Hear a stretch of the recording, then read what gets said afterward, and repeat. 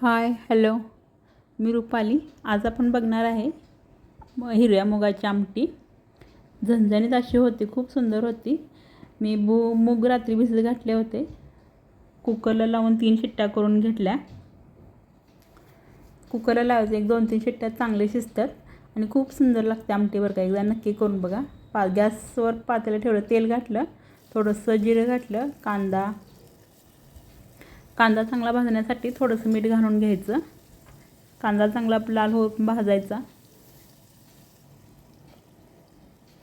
आणि टमॅटो घालायचा. टमॅटो कांदा कंपल्सरी घालायचे. कांदा टमॅटो चांगला भाजला की त्यात जरा मी हळद घातलेली आहे.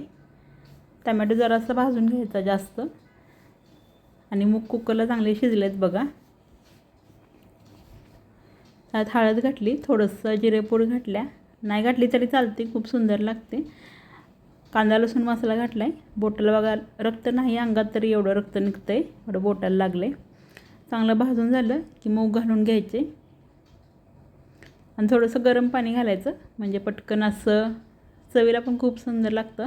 आणि एकदा ट्राय करून नक्की बघा. व्हिडिओ आवडला तर लाईक, शेअर, सबस्क्राईब करायला विसरू नका. सर्वांना श्री स्वामी समर्थ.